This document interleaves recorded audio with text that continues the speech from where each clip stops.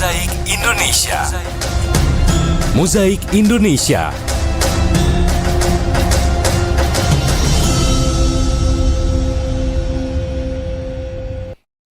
Assalamualaikum warahmatullahi wabarakatuh. Selamat sore pendengar Pro 1 Radio Republik Indonesia Mataram. Berjumpa kita sore hari ini dalam Mozaik Indonesia di Ruang Kemiskinan untuk edisi hari ini. Tepatnya di hari Rabu kita bersua, karena setiap hari Rabu kita di Mozaik Indonesia membahas tentang kemiskinan.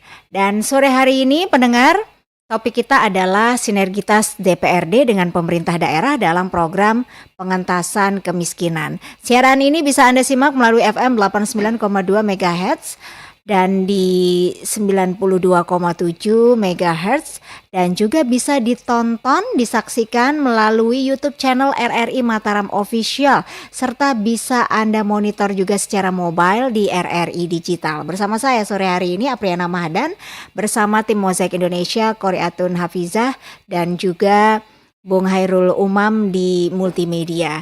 Sore hari ini narasumber saya luar biasa sekali, yang menyempatkan diri beliau ini hadir untuk menyapa masyarakat pendengar di seluruh Nusa Tenggara Barat. Ada Bapak Dr. Raihan Anwar MSI. Beliau adalah anggota DPRD Provinsi Nusa Tenggara Barat. Assalamualaikum, selamat sore Bapak. Waalaikumsalam, selamat sore. Ini tadi dari mana ke mana Pak? Memang langsung ke RRI gitu?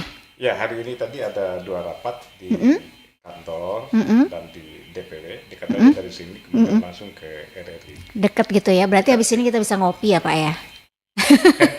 Habis acara ini kita bisa ngopi-ngopi ini. Baik, kemudian ada Bapak Dr. Haji Iwan Harsono SMEC. Beliau adalah dosen pasca sarjana Fakultas Ekonomi Universitas Mataram, salah satu ekonom andal juga di Nusa Tenggara Barat. Ini ayahanda saya. Assalamualaikum, selamat sore. Waalaikumsalam warahmatullahi wabarakatuh, Pak Dr. Raihan dan Mbak Nana. Nggih, ini kalau tadi dari mana ke mana nih, gagah sekali sore hari ini, tenunnya ini luar biasa loh untuk tampil di Mozaik Indonesia sore hari ini ya, Pak Dokter.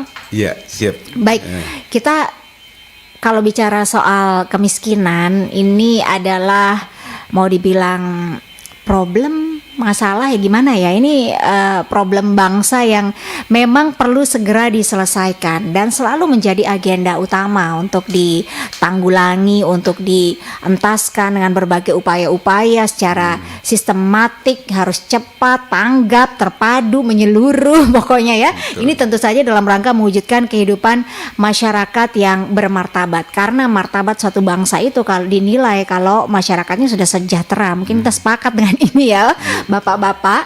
Kemudian pendidikannya juga yang tinggi. Nah, ini berkaitan juga kalau misalnya masyarakat kita kesejahteraannya di bawah rata-rata, bagaimana bisa mengenyam pendidikan yang tinggi. Begitu juga sebaliknya, kalau pendidikan yang tidak tinggi juga sulit untuk memperbaiki perekonomian. Ini dua hal yang terkait. Maka itu kita sore hari ini yang ngobrol-ngobrol santai aja, ibarat kata sore-sore redup-redup, tidak terik tapi tidak hujan. Ini alhamdulillah berkah ya, cuacanya mendukung sekali. Bagaimana sebenarnya kerjasama atau sinergitas DPRD dengan pemerintah daerah ini dalam program pengentasan kemiskinan. Tapi rasanya masyarakat perlu tahu juga ini, sebenarnya apa sih tugas fungsi DPRD ini, Pak Dr. Raihan? Ya, baik Mbak Nana. Mungkin boleh mendekat ke mikrofon kali ya?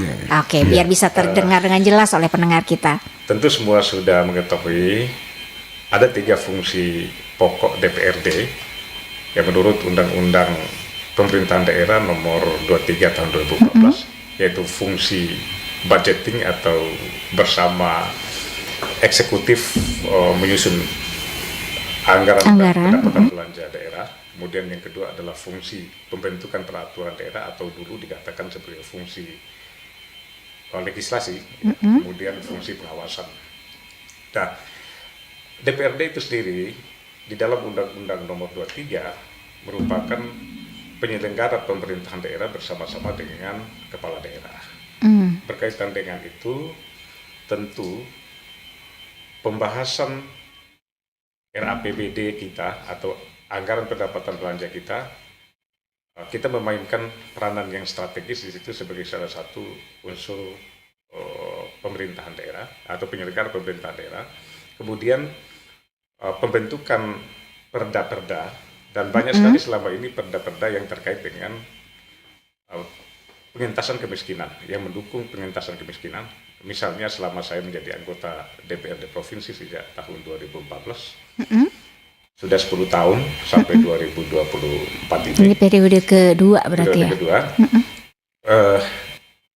Saya pernah menginisiasi perda pemberdayaan dan perlindungan petani, perda pemberdayaan dan perlindungan koperasi UKM, perda mengenai rencana strategis perindustrian, ada perda mengenai ekonomi kreatif dan lain-lain. Nah, perda-perda ini bertujuan untuk memberikan payung hukum terhadap kebijakan pemerintah daerah provinsi dalam meningkatkan perekonomian masyarakat, dan tentu outputnya adalah untuk memberantas atau menekan angka kemiskinan. Dan fungsi yang lain, yaitu fungsi pengawasan. Ada 2 model pengawasan yang dilakukan oleh DPRD, yaitu pengawasan terhadap perda-perda dan pelaksanaan perda, dan pengawasan terhadap pelaksanaan APBD. Demikian Mbak Nana. Oke, jadi 3 fungsi ini memang yang fokus untuk dilakukan oleh DPR begitu ya, sehingga rakyat bisa terwakilkan lah oleh bapak-bapak anggota dewan ini ya Pak ya. Jadi harapan dan suara rakyat dan suara masyarakat ini bisa tersuarakan dengan maksimal oleh DPRD, sehingga apa yang menjadi kebutuhan masyarakat, apa yang menjadi kepentingan masyarakat ini harus digaungkan oleh DPRD begitu Pak ya, untuk dijembatani agar pemerintah juga bisa diintervensi juga untuk memberikan kebijakan, layanan yang terkait dengan masyarakat. Berarti turun ke jalan itu penting untuk melihat langsung apa yang menjadi suara dari masyarakat itu juga ya Pak Dokter. Salah satu tugas pokok dari DPRD itu di samping sidang-sidang di kantor DPR dan di kantor-kantor instansi pemerintah adalah melakukan kegiatan reses dan kunjungan-kunjungan lapangan ke masyarakat untuk memastikan bahwa masyarakat membutuhkan dukungan pemerintah dalam hal ini program dan penganggarannya dalam rangka mewujudkan kesejahteraan masyarakat itu sendiri. Nah, kegiatan reses ini adalah bertujuan utama untuk menyerap aspirasi masyarakat, dan itu juga bisa dikatakan sebagai pelaksanaan dari fungsi representasi DPRD dalam melakukan agregasi dan artikulasi kepentingan masyarakat itu sendiri. Baik, Pak Dr. Raihan dan Bapak Dr. Iwan, kita break dulu sejenak, nanti kita kembali lagi untuk menyapa pendengar kita. Silakan buat yang sudah terhubung nanti di jalur telepon, silakan nih, mumpung ada wakil rakyat kita di Studio Pro 1 RRI Mataram, sudah ada telepon, tapi nanti kita sapa Anda pendengar, sabar dulu ya. Kita jeda sejenak, kembali sesaat lagi.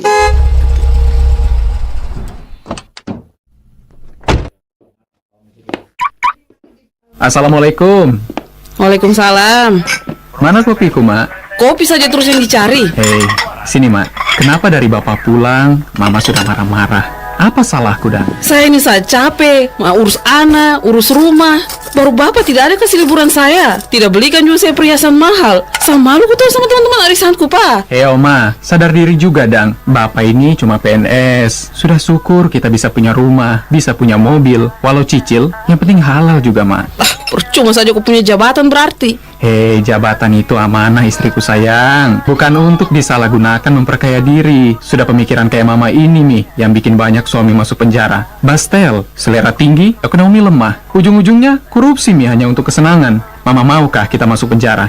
Nauzubillah min zalik. Jam-jam juga kita mau enak-enak liburan baru pulang yang mau dijemput polisi. Makanya kita sabar ya, Ma. Terima pi gaji bulan ini, baru kita pilih liburan toh. Mana mi kopiku, Padeng? Astaga, kopi dulu pada beli gula.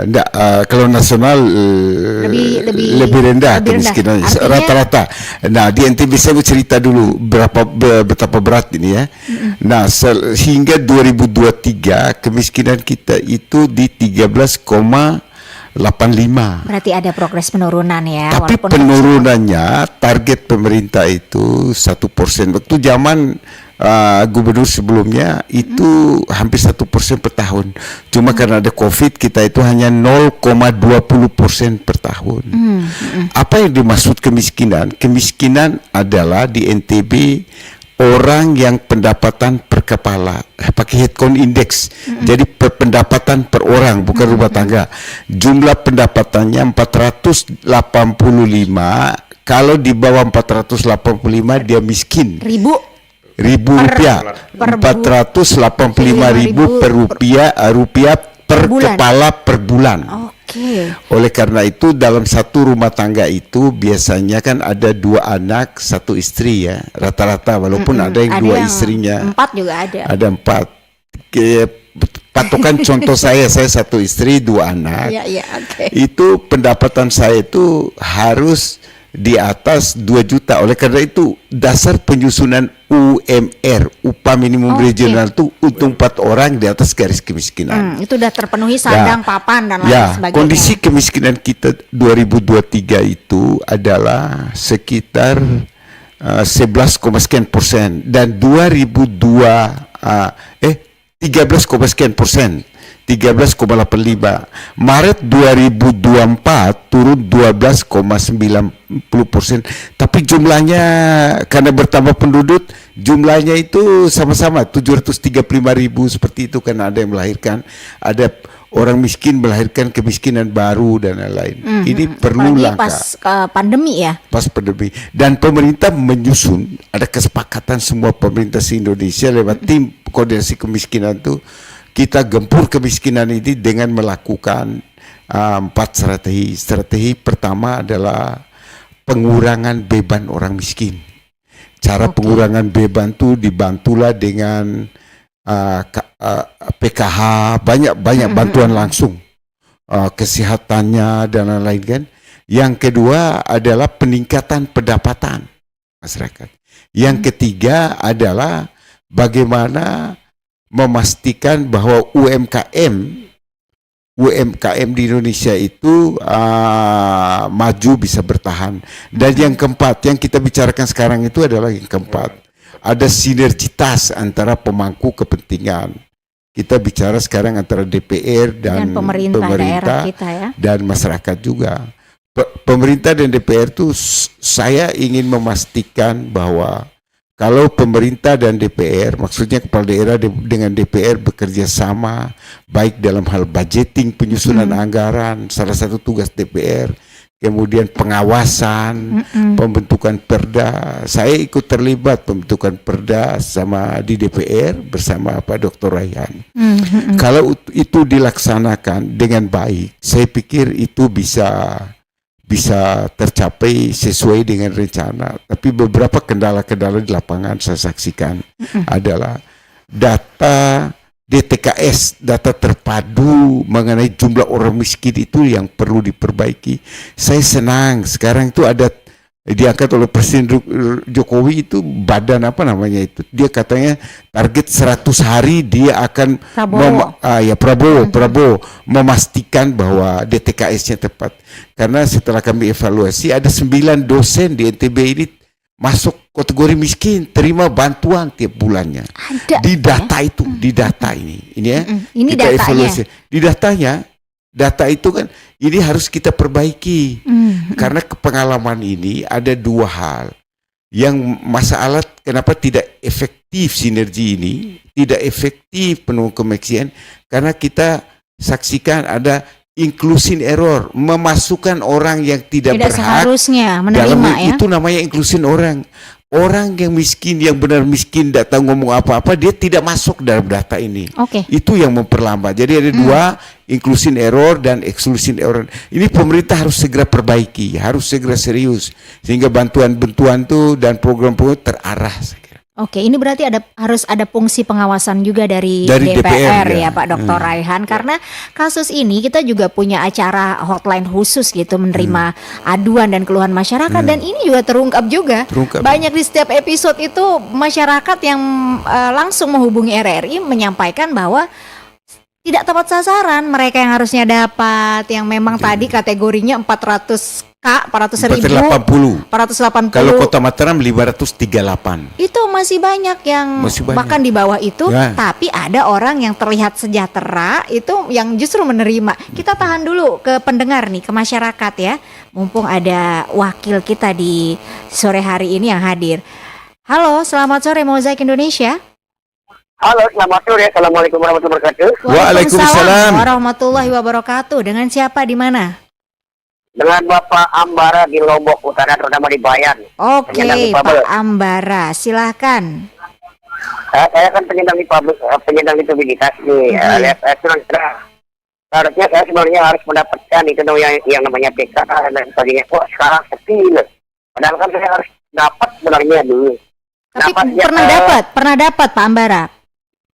Ya. Pernah mendapatkan sebelumnya, pernah terdata menerima bantuan? Ya, satu kali, tapi sekarang kenapa sejak mohon maaf, sejak terbentuk terpilihnya ya Bupati A ini lah, karena wakilnya mungkin ini belum tahu ini. Oke. Coba mohon dijelaskan lagi, karena mungkin wakil Bupati Lombok Utara ini mungkin. Baik. terima kasih. Assalamualaikum warahmatullahi wabarakatuh. Waalaikumsalam warahmatullahi wabarakatuh. Ini masyarakat Lombok Utara, salah satunya adalah Bapak Ambara, difabel juga. Nah, terkait dengan difabel ini memang banyak juga yang menginformasikan bahwa justru tidak tersentuh bantuan-bantuan ini. Berarti kondisi pendataan ini yang memang belum istilahnya dengan baik ya, sinergitasnya itu, pendataannya di lapangan seperti apa, mekanismenya seperti apa, juga kadang-kadang itu buntu, kita clueless itu kalau dari masyarakat. How they collect the data itu kita juga bingung. Mungkin adanya sosialisasi, apa perlukah disosialisasikan agar ini tidak kisruh di tengah masyarakat yang harusnya dapat kemudian tidak dapat. Masyarakat juga, rakyat juga menjadi pengawas juga kan, mengawal juga sebenarnya. Informasi itu penting. Bagaimana Pak Dr. Raihan menanggapi ini? Ya, pendataan itu semestinya sudah selesai ya. Karena seharusnya program pengentasan kemiskinan ini dalam bentuk bantuan langsung tunai, PKH, kemudian raskin dan lain-lain itu sudah berjalan cukup lama. Nah, sehingga kalau masih ada masalah-masalah seperti ini, tentu harus diperhatikan untuk terus dilakukan update terhadap data masyarakat miskin. Data terpadu. Data terpadu itu ya. Mengenai perbaikan data ini, saya perhatikan itu mulai dari pemerintahan desa. Ya, dari bawah ya. Dari bawah, kemudian naik ke pemerintah kabupaten, kemudian ke provinsi. Dan saya kira tinggal sedikit lagi kita akan mencapai pada suatu data yang sempurna, data yang terpadu tadi itu. Nah, untuk memastikan bahwa semua masyarakat yang berhak terhadap bantuan-bantuan langsung seperti itu, seperti BLT, raskin, dan lain-lain itu PKH, dapat dijangkau, tertangani semua, sehingga penanganan terhadap pengurangan kemiskinan atau beban masyarakat miskin itu bisa dilakukan dengan sebaik-baiknya. Dan dengan cepat ya, karena ini mengingat ya cepat, gitu. Oke, kalau misalnya kita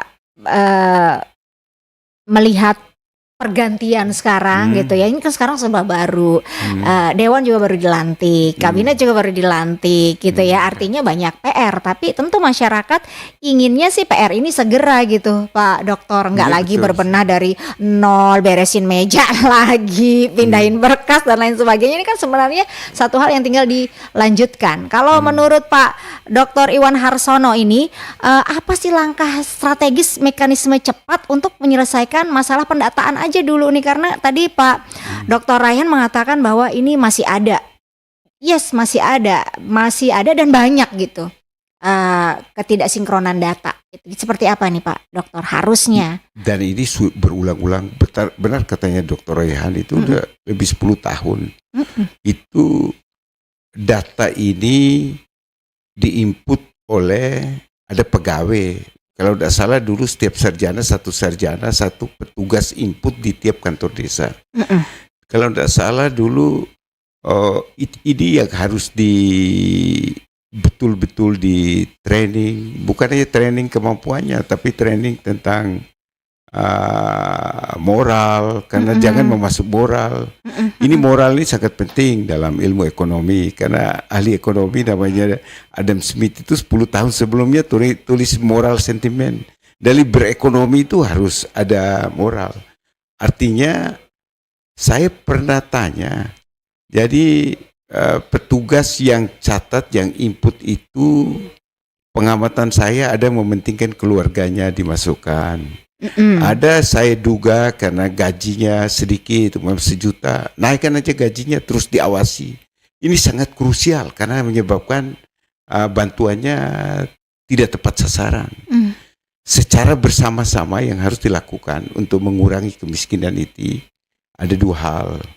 Tadi di samping 4 strategi tadi, pertama pemerintah harus menjaga stabilitas harga. Kalau harga naik, terjadi inflasi, batas garis kemiskinannya naik. Karena apa? Batas garis kemiskinan itu adalah angka rata-rata yang diperlukan oleh seseorang supaya hidup layak, gitu ya. Kalau harga itu, garis kemiskinan itu dibagi 2. Ada garis kemiskinan makanan dan non makanan. Jadi uang 480.000 itu 70%-nya untuk makan. Walaupun menurut saya itu kalau saya bagi itu hanya 10.000 satu hari dia harus makan. Saya sering ngeritik ini bisa layak hanya uang 10.000 sehari. Satu hari 3 kali lagi makan. Iya, 1 hari 3 kali makan. Karena sisanya 30 itu non makanan. Non makanan itu apa? Dia harus sekolah, kesehatan, kemudian beli baju, pakaian. Gitu. Dihitung sedemikian rupa kalau umur pakaiannya 1 tahun dibagi per hari, jadi sudah ada hitungannya BPS.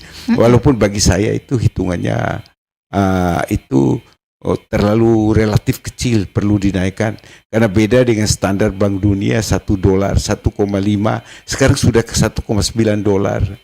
Beda sekali kalau dibandingkan dengan Amerika. Amerika itu batas seorang dikatakan miskin ambang batasnya berapa tuh? 22 juta per tahun. Jadi sekira 1.800.000 per hari. 1.200.000-an lah ya. 1.200.000-an. 22 juta ya. Kalau di Indonesia itu hanya 400. 400. Saya sering kritik. 400 itu 80 itu 70% saja dimakan, yang lainnya sekitar 300.000 gitu ya untuk 300 makan 300.000. Berarti asumsinya termasuk rokok ini. Semua itu termasuk rokok. 10.000 per hari dibagi 3 berarti 3.000 sekali makan. Termasuk rokok macam-macam kebutuhan. Nasi bungkus nggak ada, mohon maaf Pak Dokter. Itu saya selalu kritik pemerintah kenapa batasannya kecil seperti ini. 30%. Oleh karena itu ini bagus si Presiden Jokowi ini karena tidak cukup dia bantu dengan makanan gratis. Tapi setelah amati makanan gratis itu hanya untuk anak-anak kalau tidak salah ya. Ya. Padahal orang dewasa perlu tenaga juga gitu ya. Ini untuk merawat anak-anak gitu ya. Nah, yang ingin saya katakan ini Mbak Nana, yang penting saya lihat kenapa pemerintah sulit mencapai ini. Karena pemerintah dalam penyusunan rencana kerja pemerintah itu target-target itu terlalu muluk.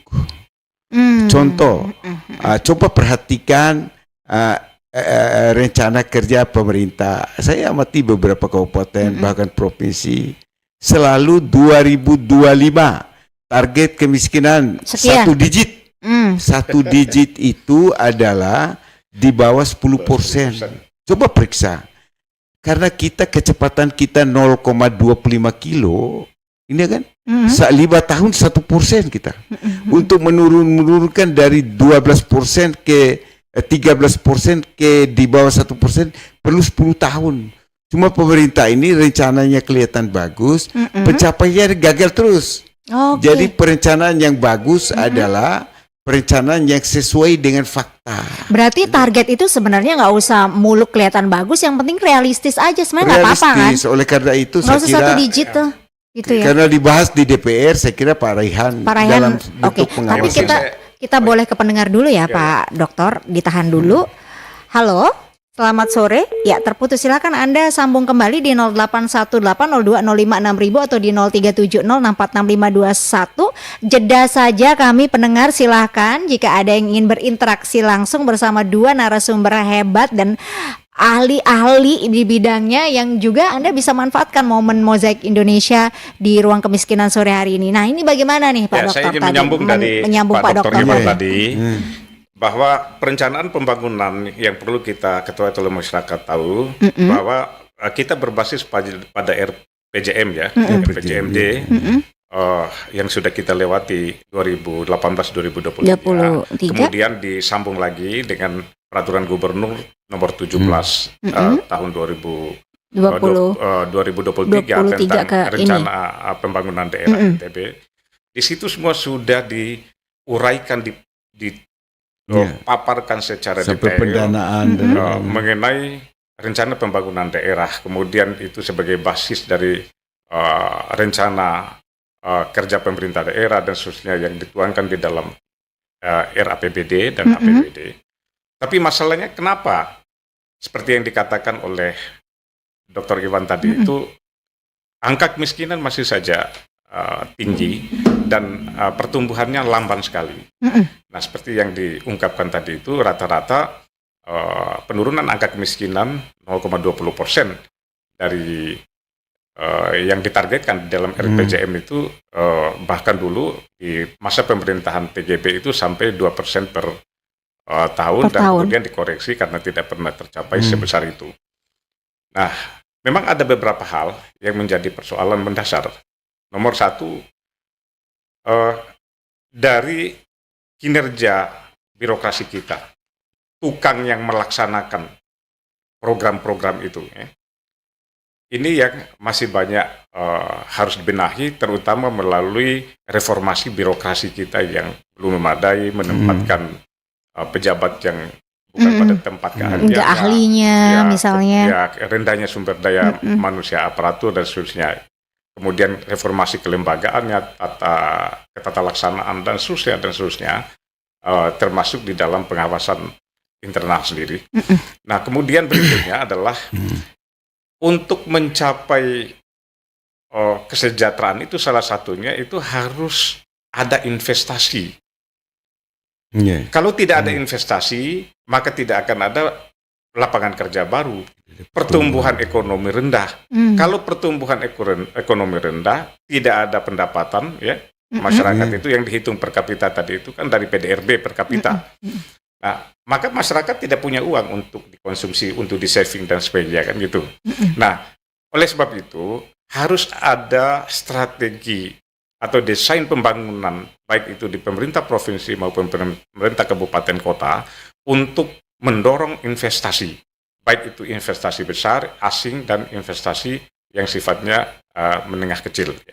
Dan kemudian berikutnya adalah bukan saja memikirkan bagaimana menciptakan lapangan kerja yang di sektor formal, menjadi pegawai negeri dan lain-lain, tetapi juga pemerintah harus betul-betul serius mendorong pertumbuhan kewirausahaan, usaha-usaha mikro, kecil, menengah itu, karena sumbangan terhadap sektor-sektor kecil ini dan daya tahannya terhadap ekonomi makro daerah itu cukup bagus ketika kita dilanda krisis ataupun pada situasi-situasi yang normal gitu ya.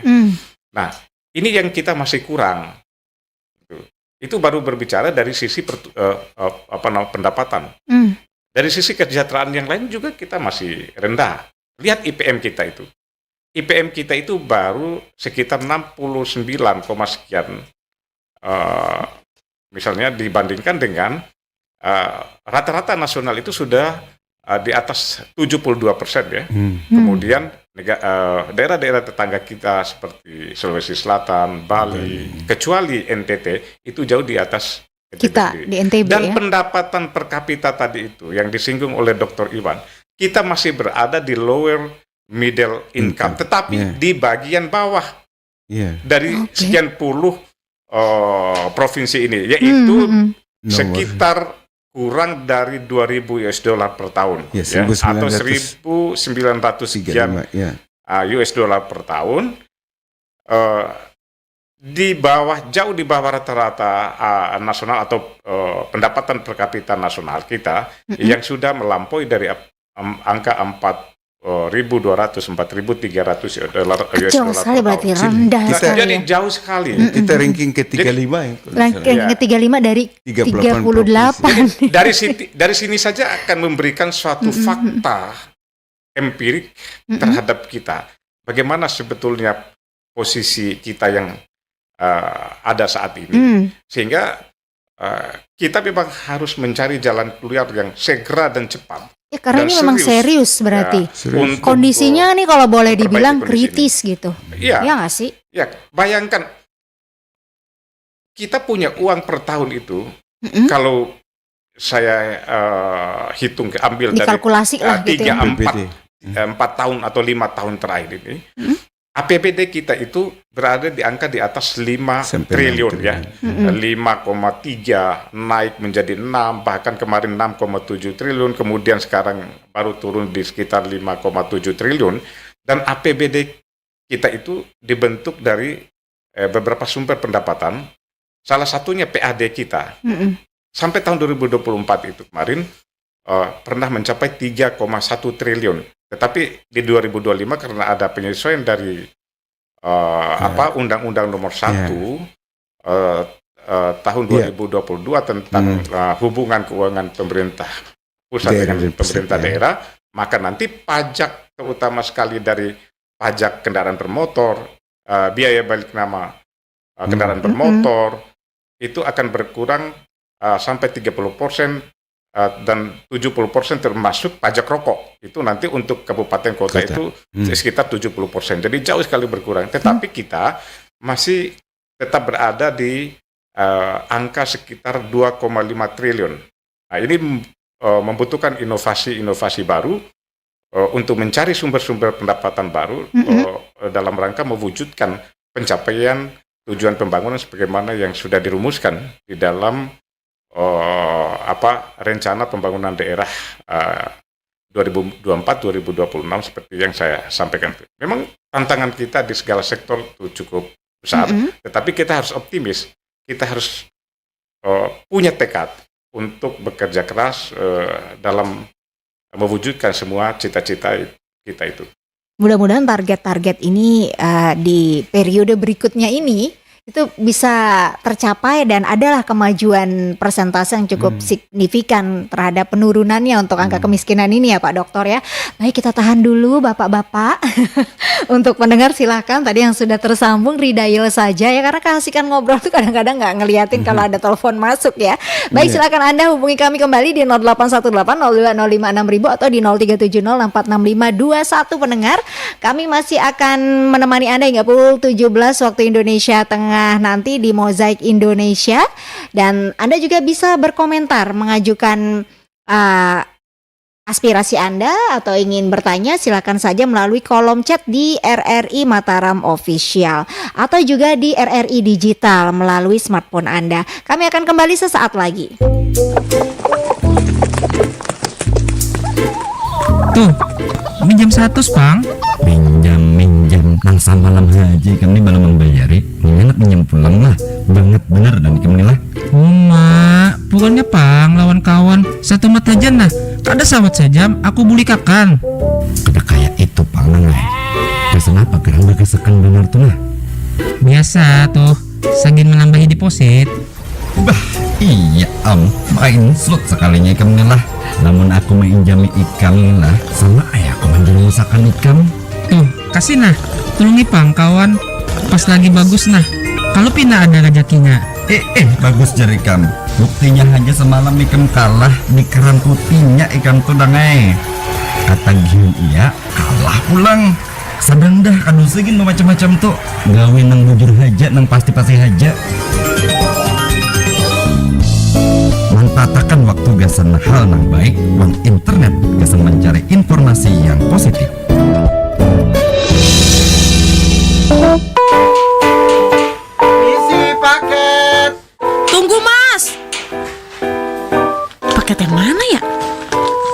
skincare. 2 paket lagi kapan nyampe ya? Halo Din, sepatu diskon nih, buy one get one loh. Beli gak? Ih, baru beli bulan kemarin. Tapi lumayan sih ya, bayar 1 dapat 2 sepatu. Cus deh. Ibu kos ngechat lagi. Bayar kos bulan ini jangan telat ya, Din. Aduh, mana uangnya udah dipakai buat liburan. Hidup itu murah, gaya hidup itu yang mahal. Pilihannya, kita yang mengendalikan uang atau uang akan mengendalikan kita. Mozaik Indonesia. Mozaik Indonesia. Tapi kalau melihat fakta memang hidup itu katanya murah karena banyak hal. Kalau kita masih di Nusa Tenggara Barat ini masih kita bisa lihat ada tanaman kelor, daun sager di halaman rumah gitu, nggak perlu beli gitu ya. Tapi gaya hidup itu loh yang mahal. Betul. Lifestyle, aku harus punya handphone tipe ini gitu ya. Itu yang bikin akhirnya mahal dan masyarakat merasa saya tidak mampu memiliki itu. Akhirnya mental ini menjadi mentalnya yang sebenarnya yang tidak mampu, mentalnya yang miskin ya. Nah, sebagai wakil rakyat nih Pak, sebagai closing statement juga pada sore hari ini, nggak berasa emang kita seru sekali mengobrol bersama 2 doktor di bidangnya masing-masing, di perannya masing-masing ini, membuka pikiran kita. Dan saya ke Pak Dr. Raihan Anwar MSI selaku wakil rakyat anggota DPRD Nusa Tenggara Barat yang kebetulan di Komisi 3 sekarang ya. Kemarin di Komisi 1, sekarang membidangi. Sebelumnya Komisi 2 lagi. Oh gitu. Sekarang Bidang ekonomi. Oh, pindah-pindah. Pindah-pindah. Oke. Berarti apa yang Bapak ingin sampaikan kepada masyarakat kita ini sebagai bentuk juga kita turut bersinergi bareng-bareng juga bersama pemerintah daerah kita untuk mengentaskan kemiskinan ini. Silakan Pak Dokter. Ya, saya fokus kepada peran pemerintah, tidak kepada masyarakat. Oke. 1, dorong pertumbuhan investasi yang seluas-luasnya, baik investasi besar, menengah maupun kecil. Karena dari situ kita mendapatkan pertumbuhan dan kesempatan kerja masyarakat akan tercipta seluas-luasnya dan dengan sendirinya akan naik pendapatan. Nah, kemudian yang kedua, dalam mendukung itu, maka pemerintah juga harus melakukan strategi industrialisasi yang sungguh-sungguh. Industrialisasi ini termasuk hilirisasi di dalamnya, terutama sekali yang terkait dengan produk-produk lokal kita, di mana masyarakat kita itu tipologinya bisa dikatakan 80% bergerak di bidang agraris atau pertanian. Maka produk-produk primer masyarakat itu harus mampu diolah menjadi barang industri, barang setengah jadi, barang produk akhir yang memberikan nilai tambah daripada harga jual produk itu sendiri. Sehingga dengan demikian maka pendapatan masyarakat akan meningkat. Nah, kemudian yang ketiga adalah kinerja pemerintah sebagai aparatus yang bertanggung jawab terhadap peningkatan kesejahteraan masyarakat, memberantas kemiskinan itu harus betul dilakukan secara sungguh-sungguh dengan melaksanakan strategi reformasi birokrasi, di mana ada 8 poin penting di dalam reformasi birokrasi itu dalam rangka mewujudkan pemerintah yang apa yang disebut dengan good governance and clean government. Karena tanpa pelaksanaan tata kelola pemerintahan yang baik dan menekan abuse of power, korupsi dan lain sebagainya, maka pemerintah tidak akan berjalan secara efektif dan efisien dan produktif. Nah, saya kira itu. Kalau dari sisi masyarakat ini saya lihat mereka akan taat saja, akan manut terhadap kebijakan-kebijakan pemerintah yang ingin mengurus diri masyarakat ini sendiri. Tidak ada hambatan-hambatan dari sisi itu. Maka nanti dengan sendirinya akan menyelesaikan diri rakyat ini atau masyarakat ini terhadap berbagai kebijakan yang menyangkut kepentingan dirinya itu. Saya kira tidak ada cara lain di luar itu. Nah, DPRD sendiri mestinya berada di dalam posisi bagaimana memastikan bahwa seluruh tujuan pembangunan yang telah dicanangkan baik dalam RPJMD maupun dalam rencana pembangunan daerah yang bagaimana saya katakan tadi itu dilaksanakan dengan baik, mulai dari perencanaan pembangunan di dalam yang tertuang di dalam RKPD dan APBD itu berorientasi pada pengentasan kemiskinan dan menaikkan kesejahteraan masyarakat tadi itu. Siap, mantap betul Pak Dr. Raihan Anwar. Ini berarti agenda Bapak adalah meningkatkan fungsi pengawasan sekarang ini. Betul. Ya, karena kalau betul, sudah di budgeting, udah di legislasi, Bapak sudah banyak sekali memperjuangkan masyarakat. Tinggal sekarang di-push lagi di fungsi pengawasannya ini supaya benar-benar dipastikan dilakukan oleh pemerintah. Satu hal lagi yang paling penting saya lupa sampaikan tadi itu, bahwa kekurangan kita di dalam pembentukan peraturan daerah, kita telah memproduksi banyak sekali peraturan daerah, baik itu yang merupakan inisiatif dari eksekutif maupun inisiatif DPRD sendiri, tetapi aturan pelaksananya yang merupakan kewenangan gubernur atau dalam hal ini adalah peraturan gubernur itu jarang sekali diterbitkan sehingga perda-perda itu menjadi tumpul dan tidak bisa diawasi. Kalau tidak dilaksanakan, apa yang mau diawasi? Apa yang mau dievaluasi? Ini harus dikoreksi juga. Bersama-sama dengan masyarakat kita semangat lah untuk mengawal ini dan optimis ya. Siap. Pak Dokter. Ya, sesuai dengan tema diskusi kita di sore ini, sinergi antara DPR dan pemerintah dalam pengentasan kemiskinan. Saya menyarankan bahwa pemerintah dan DPR harus bersinergi lebih efektif lagi dari perencanaan, pelaksanaan hingga pengawasan program kemiskinan, baik dari penganggaran, perencanaan program, itu harus efektif bersinergi. Yang kedua, itu sudah dikatakan sama Dr. Raihan. Yang kedua saya ingin tambahkan adalah masyarakat. Pencapaian tujuan kemiskinan itu akan lebih cepat kita capai kalau masyarakat ikut berpartisipasi. Jangan mau menerima bantuan kalau bukan haknya. Karena banyak di daerah juga bukan orang miskin yang dapat, justru orang yang pakai kalung emas macam-macam. Itu menyangkut moral, itu tidak boleh. Sehingga biarkanlah bantuan-bantuan itu untuk saudara-saudara kita yang miskin. Saya ingin stressing lagi bahwa program dilakukan oleh pemerintah selama ini sudah melibatkan akademisi. Saya juga terlibat dan sudah lumayan bagus. Cuma di pelaksanaan dan pengawasan kita perlu bersinergi lebih bagus lagi. Baik. Terima kasih. Terima kasih Pak Dr. Haji Iwan Harsono SEMEC, dosen pasca sarjana Fakultas Ekonomi Undram, di tengah kesibukannya ini mau hadir ini untuk berbagi bersama kita.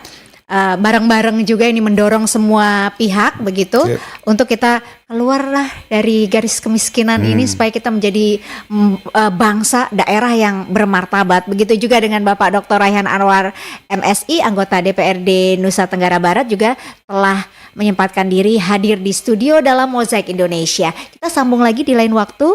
Bapak-bapak, terima kasih. Selamat melanjutkan aktivitas.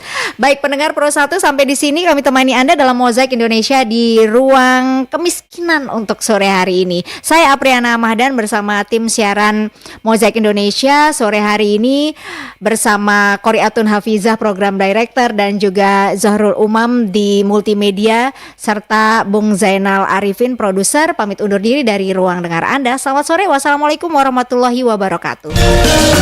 Telah kita ikuti Mozaik Indonesia. Mozaik Indonesia.